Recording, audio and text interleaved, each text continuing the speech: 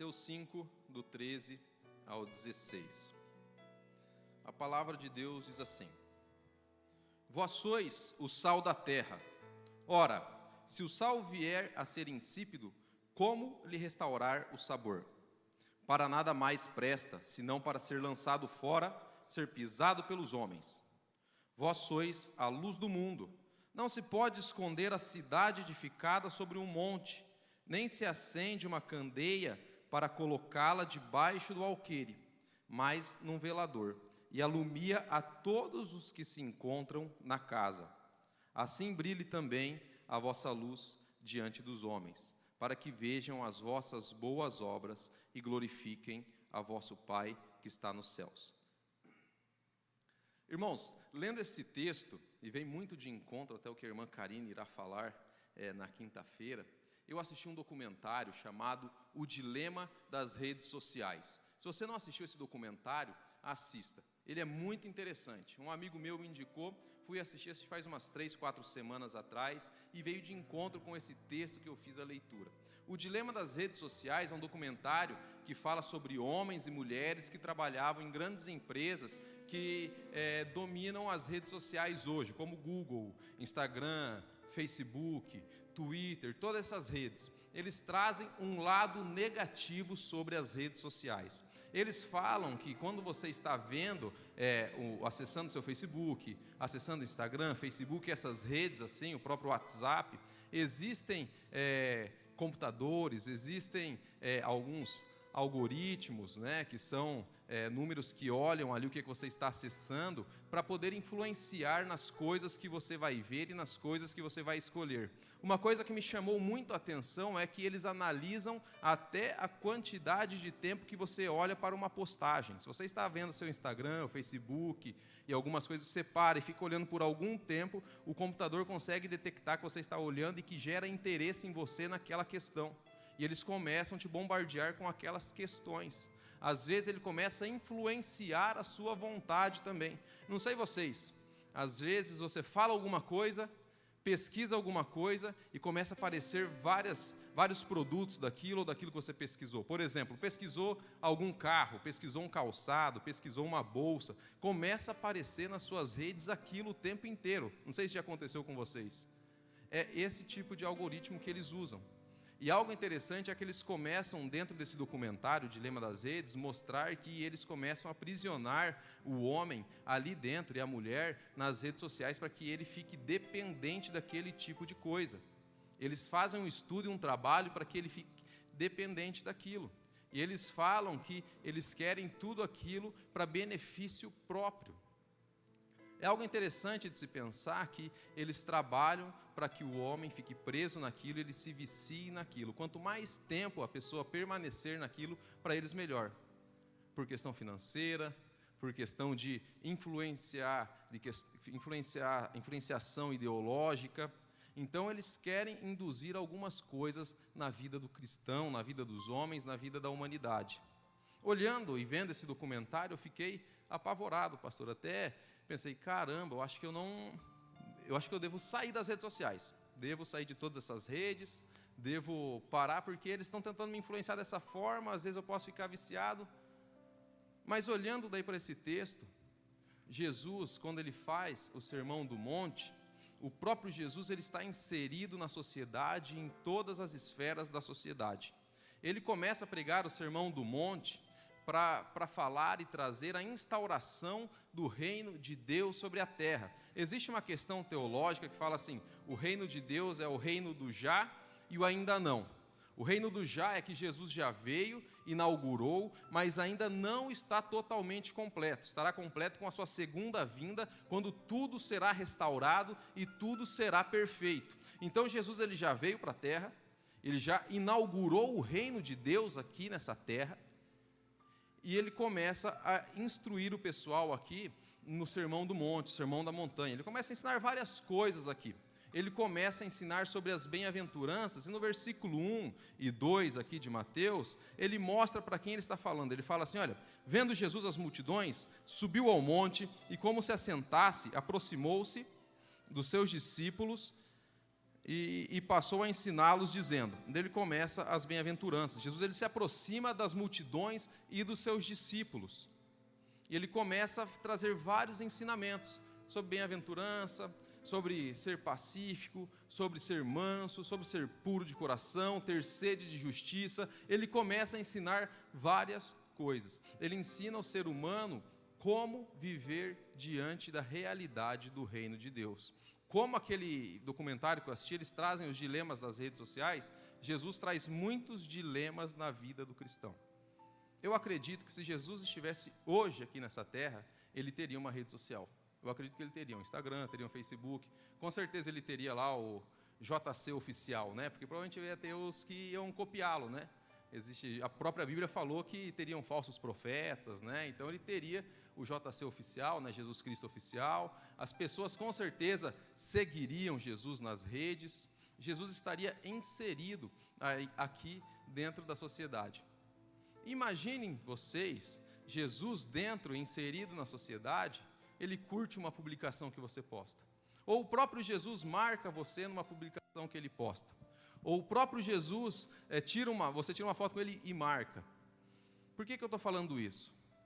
Imagine um seguidor de Jesus, e as pessoas veem que Jesus curtiu uma foto sua, ou você curtiu uma foto dele, ou você segue Jesus nas redes, e as pessoas falam assim, agora está explicado porque você é assim. Você segue Jesus. Esse homem que você segue, você marca as coisas dele. Ou algumas pessoas poderiam dizer assim, como é que você pode seguir Jesus, sendo que você não vive os preceitos que ele ensina? Como é que você segue Jesus, se você não vive aquilo que ele ensina, aquilo que ele prega, aquilo que ele fala? Às vezes as pessoas podem ver e também fazer chacota, você segue Jesus. Esse cara, ele não é certo não, olha as coisas que ele posta, olha as coisas que ele fala. Às vezes pode servir até de chacota. Qual desses seguidores, se hoje Jesus estivesse aqui, nós seríamos? Aquele seguidor que as pessoas olhassem para nós e para as nossas vidas e falar, agora está explicado. Consegui entender como que você trata a sua família, por que você trata a sua família desse jeito. Consegui entender por que você trata o seu patrão desse jeito. Consegui entender por que você trata seus funcionários desse jeito. Consegui entender por que você trata seus colegas desse jeito. Porque você segue Jesus. Você é um seguidor de Jesus. E quando Jesus começa o Sermão do Monte, ele começa a falar para multidões e discípulos. Ele fala para multidão e discípulos. Só que quando ele está falando para multidões, ele está falando para alguns públicos ali. Ele fala para alguns públicos. Como eu disse, Jesus ele veio falar sobre o reino de Deus. Devido à queda do homem, Deus ele faz um plano de redenção, de salvação. Ele manda Jesus, primeiro ele cria um povo, para que esse povo pudesse levar a sua mensagem. Esse povo se desvia, esse povo guarda a mensagem para ele, não transmite para os outros povos. O povo se achava uma nação exclusiva. A gente consegue perceber isso quando o próprio Deus fala para o profeta Jonas ir para a nação de Nínive, falar sobre o amor dele, a misericórdia dele. Ele vai relutante, ele se nega e Deus o impele para que ele vá dentro de uma baleia, né? A baleia o come, ou um grande peixe, e o impele aonde ele tem que ir. Aquele povo daquela época começou a guardar o reino para eles, e Deus envia Jesus para fazer a inauguração do reino e falar qual era o verdadeiro reino. E ele começa a pregar para várias pessoas e várias ramificações ali. Dentro desse povo que estava ouvindo Jesus, existia os fariseus. Os fariseus eram mestres da lei, os fariseus eram zelosos pela lei, porém, os fariseus não gostavam, eles até mesmo odiavam aqueles que não eram judeus. Eles odiavam os samaritanos, eles não gostavam dos samaritanos, não gostavam dos romanos. A gente pode ver o próprio escândalo que os discípulos de Jesus veem quando ele está falando com uma samaritana. Eles não gostavam. Eles achavam que o reino de Deus tinha que vir para que fosse instaurado as leis deles e a vontade deles ali. Aquele povo não entendia qual que era realmente o reino de Deus. Outro povo que estava ouvindo ali também eram os essênios. Os essênios eram um povo que vivia separado. Eles se separavam das outras pessoas porque eles achavam que se separando eles seriam puros. E eles não poderiam se misturar com o povo do mundo porque eles iriam macular a sua pureza. Eles iriam se contaminar. Então eles se afastam, eles criavam a sua própria cultura Eles criavam até sua própria língua ali dentro deles, eles se afastavam do povo porque eles se achavam melhores do que os outros. Eles queriam que o Messias viesse, que o reino de Deus viesse, para que esse povo aí, que não era puro, fosse expulso da terra, que esse povo fosse massacrado. Eles queriam apenas que eles eram puros, continuassem, e eles entendiam que eles eram o verdadeiro povo do reino de Deus, porque eles eram puros, eles não se misturavam, eles se afastavam. Não posso misturar, senão eu vou me sujar. Existia outro povo também, que era os zelotes. Os zelotes era uma militância que tinha na época, que para eles, para a instauração do reino, eles lutavam até com espadas, faziam guerras para que o reino de Deus pudesse ser instaurado. Eles entendiam também que o Messias era um herói militar, ele seria um herói militar, tanto que existia dentro dos zelotes algumas seitas que eles cultivavam alguns messias para eles que eram militares, alguns messias que eram revolucionários, né? Então eles acreditavam que o reino de Deus seria instaurado através da guerra, através da força. Se precisasse pegar em armas, eles pegariam também para que o reino fosse instaurado. Eles odiavam também religiosos que não seguiam a lei de Moisés, eles odiavam também os romanos. Se precisasse de uma guerra, eles fariam uma guerra para que o reino de Deus fosse instaurado também. Existia outro povo ali também, que eram os judeus, povo comum, que ouvia a palavra de Deus. Eles queriam aprender mais sobre o Messias, eles queriam que o reino de Deus viesse para que eles fossem libertados da escravidão, né, ou libertados do povo de Roma, para que eles fossem libertados de todas as mazelas que haviam com eles, que eles pudessem ser um povo livre. Existia também outras nações, como os romanos e algumas outras nações que da circunvizinhança, agora travei, da vizinhança ali, quis falar circunvizinhança, consegui, circunvizinhança, e eles seguiam Jesus também. Então eles viam a palavra de Deus, mas distante. E um último povo, né? Vocês pensam, caramba, quantos povos seguiam? E um último povo, uma ramificação que seguiam, que eram os sacerdotes e os saduceus. Eles eram homens colocados pelo Império Romano para estarem ali dentro do povo judeu. Então, para eles, se o Messias viesse, o reino instaurasse, tanto faz, tanto fez, porque a vida para eles estava boa.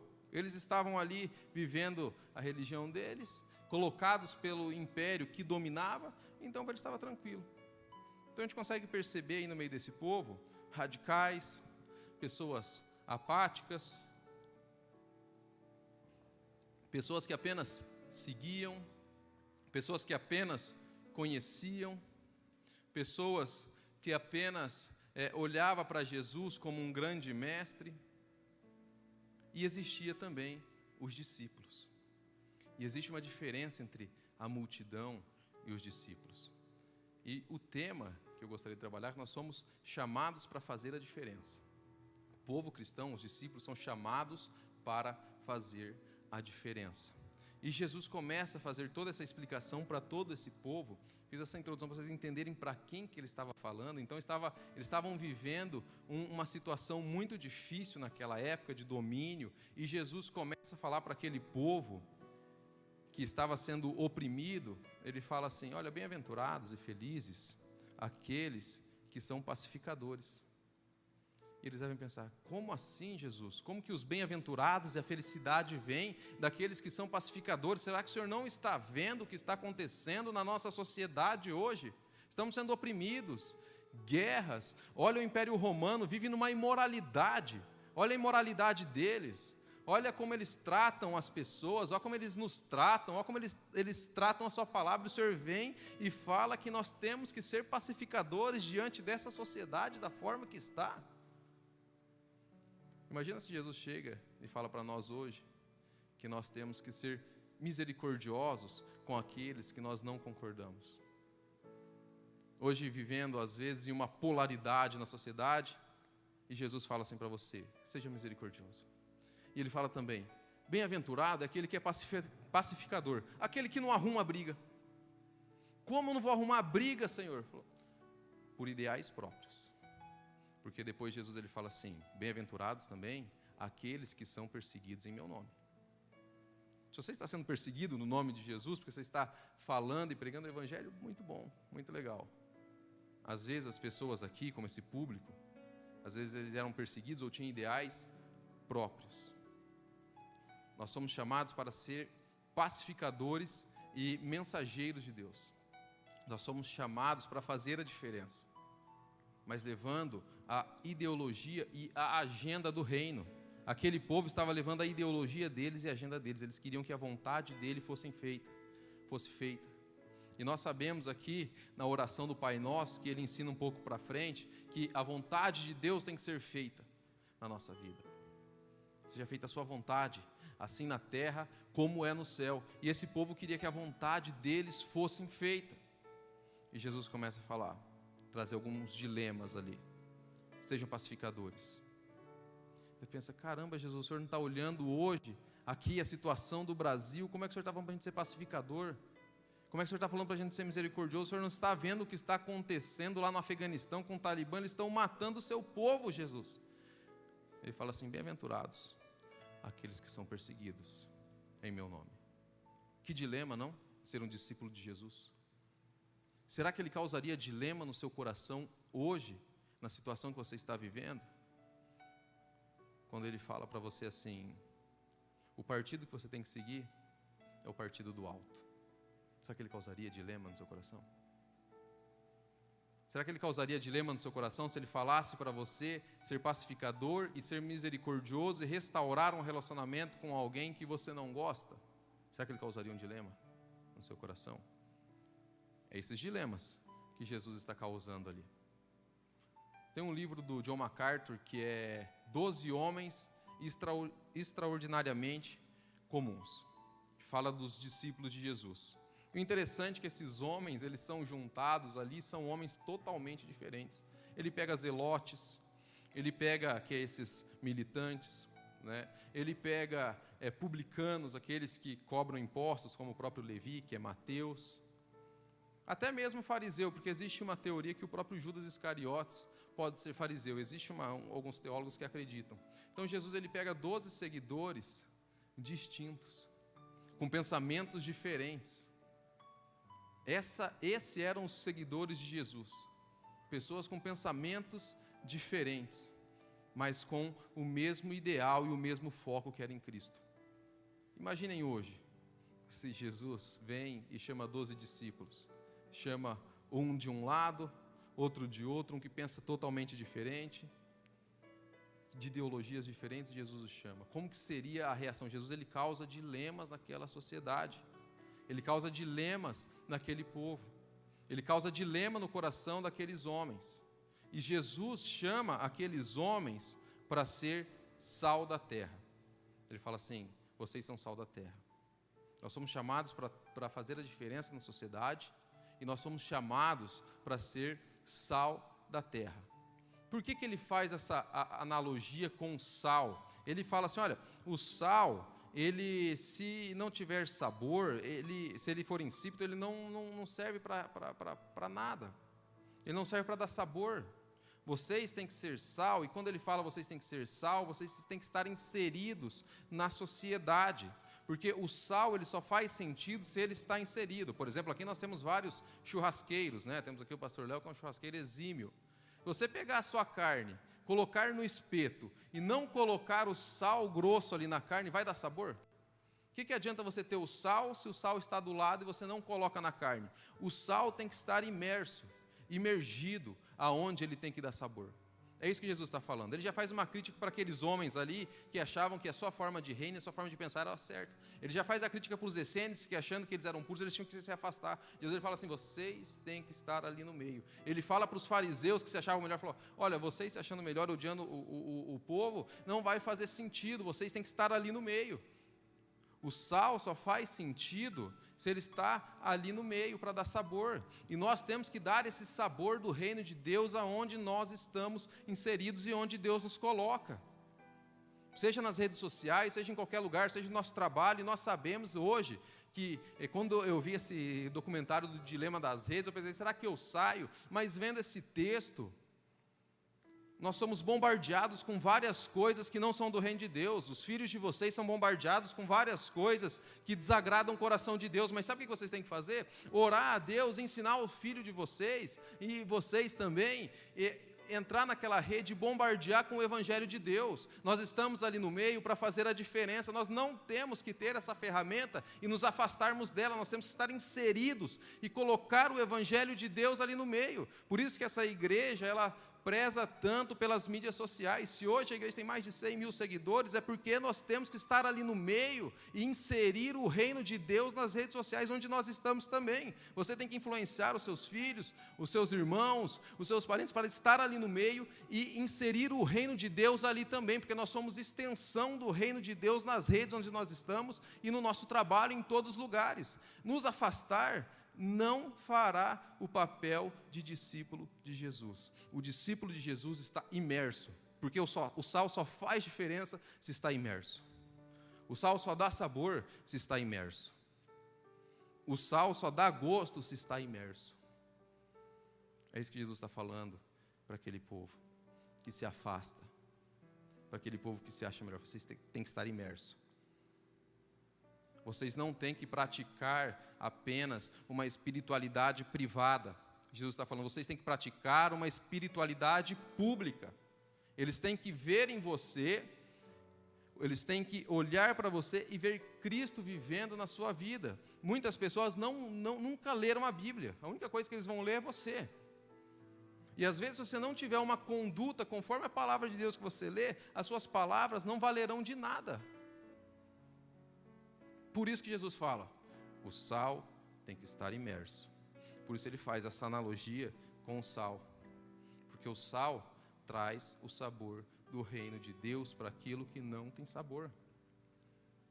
Nós, Jesus fala, vocês são o sal dessa terra. Vocês não têm que estar afastados. Vocês não são melhores, vocês têm que estar ali no meio. E o sal ele também tinha outra propriedade, que era entardecer o apodrecimento dos alimentos. O sal tinha o papel também de deixar os alimentos mais tempo palatável e com poder para comer, antes dele se deteriorar, antes de estragar. O sal ele tinha esse papel também de proteger o alimento, de resguardar o alimento, de entardecer o apodrecimento do alimento. E o sal da terra, como eu falei, diante das redes e diante de todas as coisas, o discípulo de Jesus tem o papel de estar no meio dessa sociedade, entardecer o apodrecimento dessa cultura, da sociedade, ensinar os princípios que vêm do reino de Deus. Esse é o papel do sal. É isso que Jesus está falando para aquele povo. Nós temos que estar aqui para não deixar essa cultura, essa sociedade apodrecer ou deixar apodrecer todos os meios. Vocês têm que estar inseridos. Se estiver distante, não vai fazer sentido, não vai fazer efeito nenhum. É a mesma coisa hoje, aquela carne que você irá assar, hoje o pastor Léo irá assar e vai colocar o sal. Se ele comprou essa carne terça-feira passada e deixou fora da geladeira, provavelmente hoje já está estragada. Mas você tem uma geladeira. Se você tiver ela e não guardar, não vai prevenir de estragar. É isso que Jesus está falando hoje nos dias de hoje. É isso que Jesus está falando nos dias de hoje. Ele falaria sobre a geladeira, né? Não adianta você ter uma geladeira e deixar os alimentos fora, vai adiantar. Você tem uma coisa ali e você não está usando aquela ferramenta. É isso que ele fala.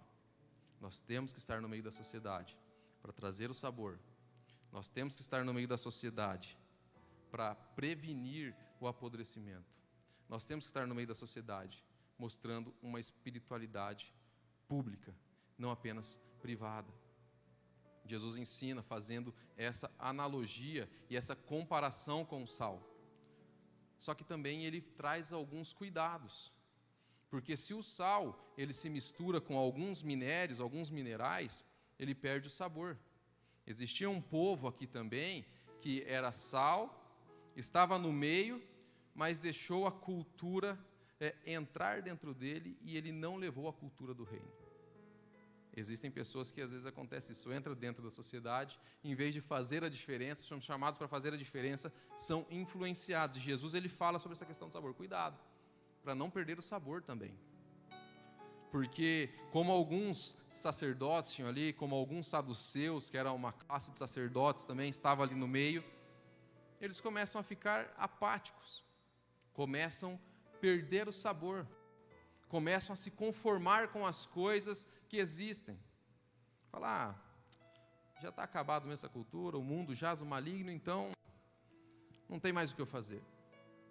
Vamos seguir da mesma forma que o barco segue, da mesma forma que o barco anda. Ele fala, não, vocês não foram chamados para se misturar dessa forma, vocês foram chamados para ser sal, estar no meio, mas não perder o sabor, porque se perder o sabor também não vale de nada. Às vezes dentro do nosso trabalho vai vir algumas questões éticas e morais que nós temos que olhar para dentro da palavra de Deus e ver se isso é conivente com a palavra do Senhor. Eu lembro uma vez, e não falo isso para me vangloriar, mas quando eu fazia faculdade, eu tinha um rapaz que era meu amigo, que nós fazíamos dupla quando havia provas de dupla. Acredito que todos aqui dentro da faculdade, né, tinham aquela pessoa que fazia, aquele grupo que vocês faziam prova juntos no colégio. Eu tinha um amigo na faculdade que fazia prova em dupla. E era uma prova muito difícil, eu nem lembro qual que era a matéria, não sei se era história contemporânea, era uma matéria que estava bem difícil. E eu e ele estavam fazendo a prova, e o professor saiu da sala. Falou, pessoal, fazem a prova aí. Era sem consulta.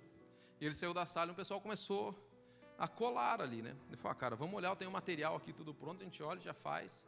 Eu falei, não, você estudou? Ele falou, eu estudei. Eu falei, então, eu também estudei um pouco, vamos fazer o que dá aí, não precisamos olhar. Eu falei, sério? Eu falei, vamos fazer.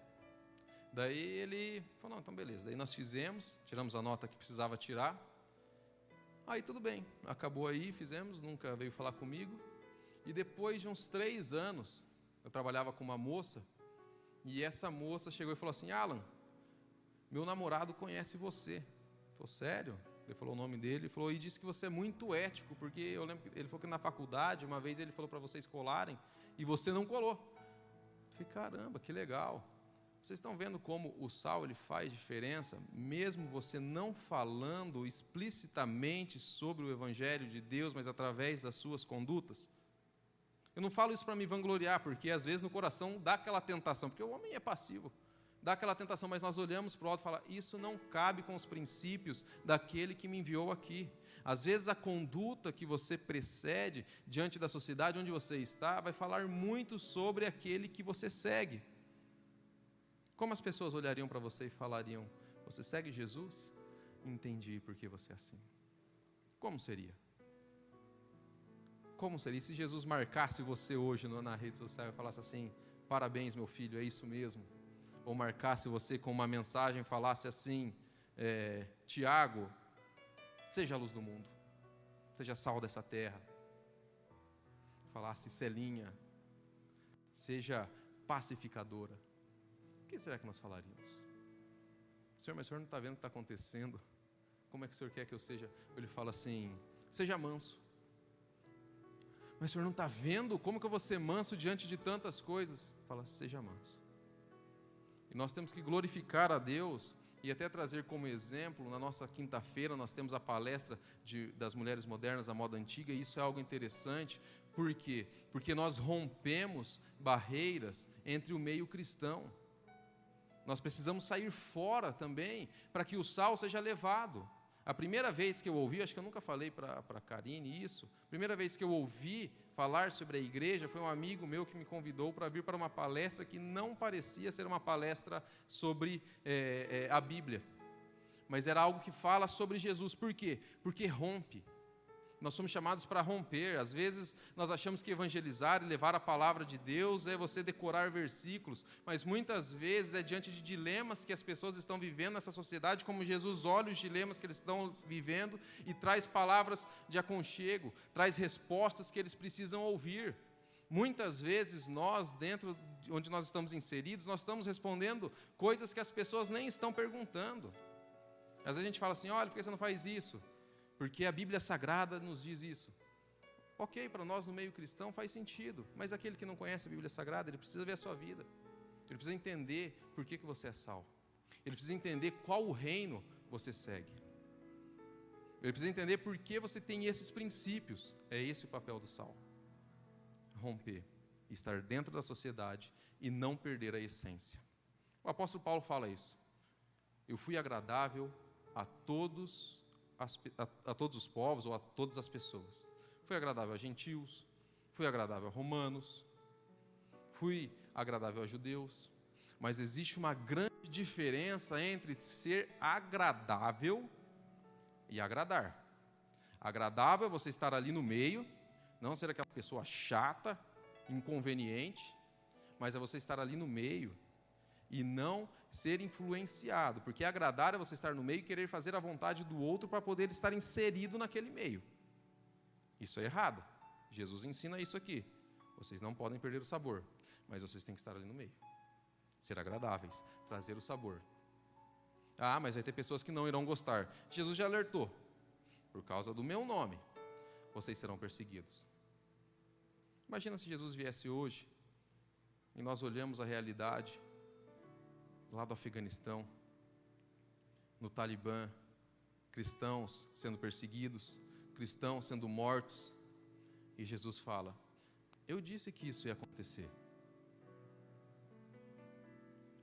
Isso iria acontecer por causa do nome de Jesus. E o que tem que emocionar o nosso coração, impulsionar a nossa fé, é entender que existem pessoas que, mesmo sabendo que eles estão sendo perseguidos, mortos, estão lá no meio.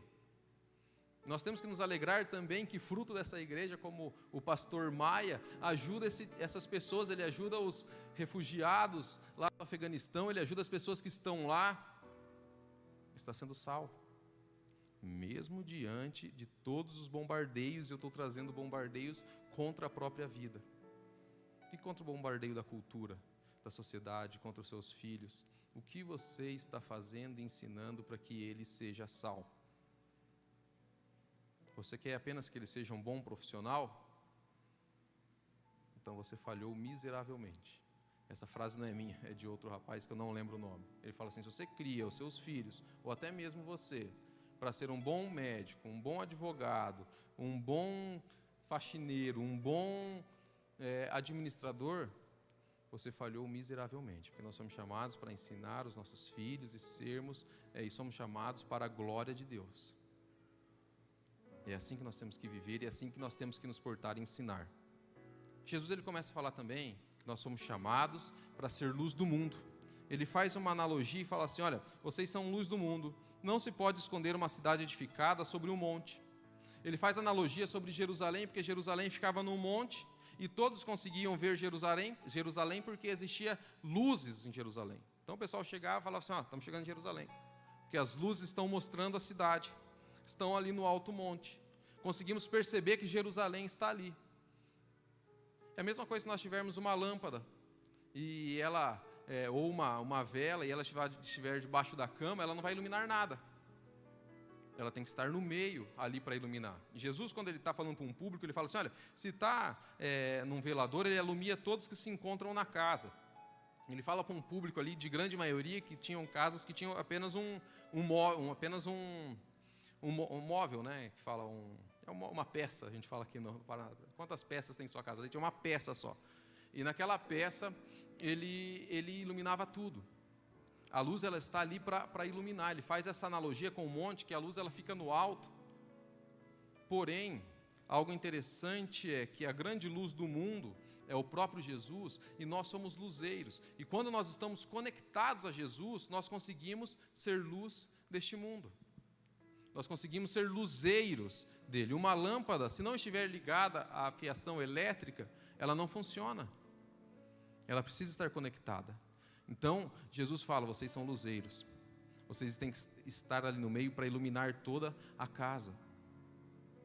Imaginem, vocês estão no shopping ou no mercado. Acabou a luz, deu um grande apagão no Brasil.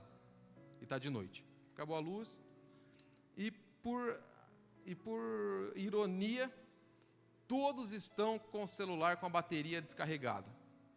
Não tem lanterna, ninguém tem lanterna. Só uma pessoa tem uma lanterna. E aquela pessoa precisa iluminar para que os outros consigam passar. Você iluminando aquilo, começa a prevenir aquelas pessoas de caírem em algumas escadas que podem ter, tropeçar em alguns bancos, prateleiras. Mas a luz ali também começa a mostrar se existem pessoas que estão querendo roubar ali o mercado, né? A luz também começa a mostrar se alguém não quer fazer mal para outra pessoa. É isso que Jesus está falando. Nas nossas vidas nós somos luzeiros que somos chamados para iluminar o caminho para outras pessoas que estão vivendo em trevas. Quando ele faz essa analogia sobre a grande luz que está no monte de Jerusalém, nós podemos olhar para aquele homem que subiu o Gólgota com a cruz nas costas, foi cravado sobre a cruz, sobre o madeiro, e trouxe grande luz para todas aquelas pessoas que estavam em trevas. A grande luz trouxe luz para aqueles que estavam na escuridão. A grande trevas que existia sobre o pecado, sobre a vida das pessoas, foi cravada no madeiro e trouxe iluminação para todos nós, trouxe luz, nos tirou das trevas. E hoje aquela luz que trouxe luz para as nossas vidas vive dentro de você e te chama de luzeiro para ser luz no lugar onde você está. A própria luz se fez luz dentro de você. E Ele nos chama para mostrar essa luz para aqueles que estão em trevas, mostrar o caminho para aqueles que estão caminhando de forma errada. Se a luz estiver apagada ou só dentro de nós, não mostrando a Cristo para as pessoas, não mostrando o bom caminho para as pessoas, essa luz não serve de nada. É isso que ele está falando aqui. O que adianta ter a luz dentro de você, se a luz que está dentro de você não está iluminando ninguém? Não está trazendo luz para os caminhos que estão em trevas. Porque a grande luz te tirou das trevas. A grande luz do mundo, que é Jesus, nos dá essa coparticipação de sermos luzeiros nessa terra. Somos chamados para ser sal da terra, trazer sabor. Somos chamados para trazer o atraso da degradação do alimento, do apodrecimento. Somos chamados para ser luz, para iluminar aqueles que estão em trevas com a mensagem do Evangelho.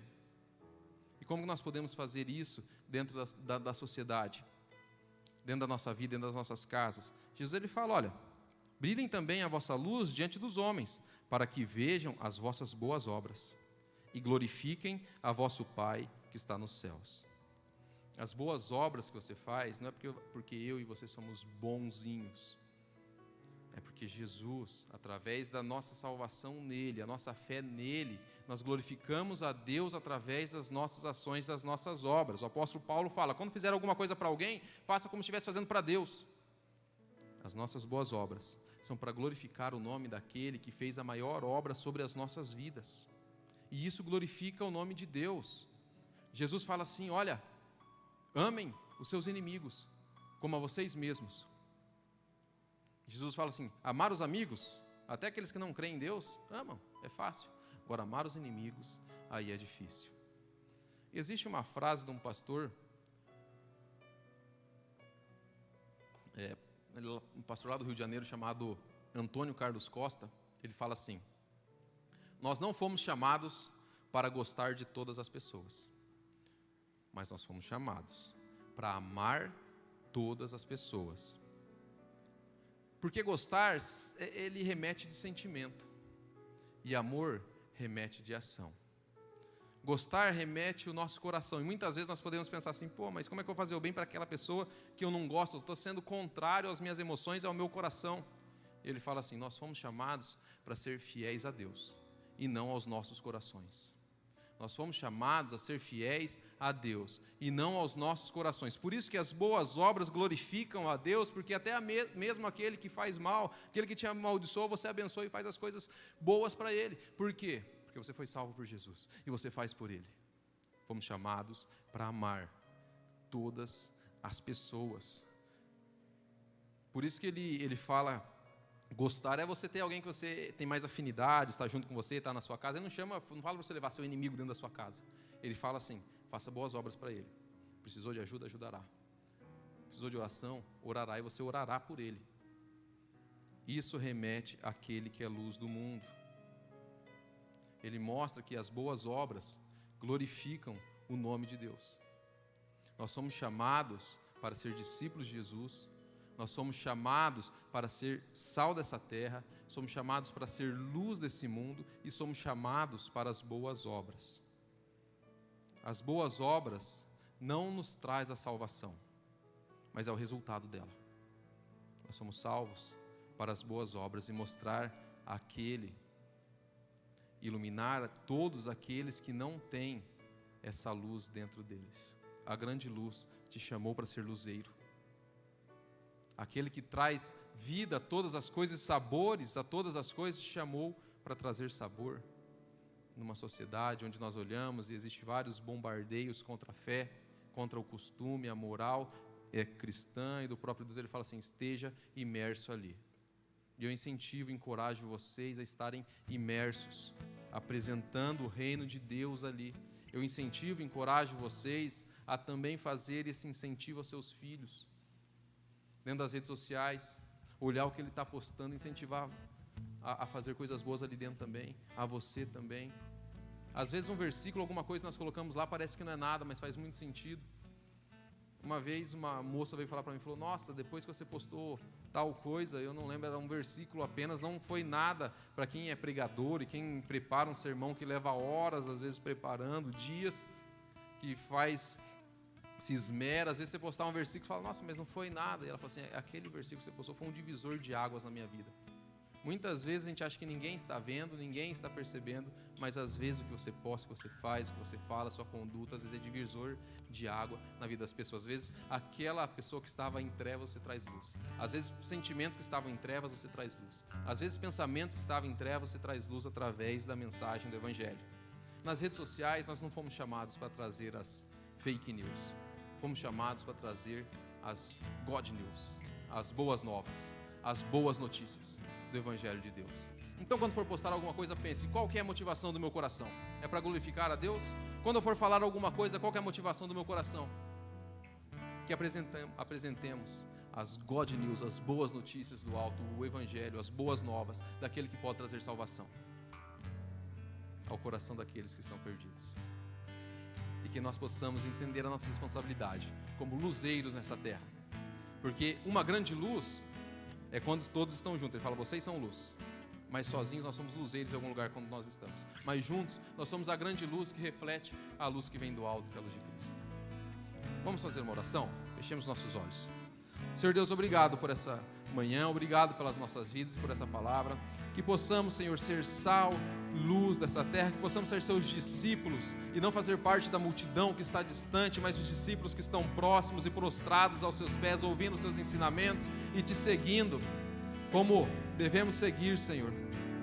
Te pedimos, Pai, perdão pelas vezes que negligenciamos a sua palavra, te pedimos perdão às vezes que negligenciamos a conduta, quando não levamos o seu Evangelho para que ele precisava ser levado. Pai, nos ensina a ter intencionalidade, Pai, que possamos viver como aqueles que trazem uma boa luz, que possamos ser agradáveis àqueles que precisam do seu Evangelho, Senhor. Que possamos apresentar o Senhor para aquele que está carente, que possamos trazer luz para aquele que está na escuridão, que possamos trazer sabor para aquele que está apático, Senhor. E é no nome de Jesus que eu oro. Amém.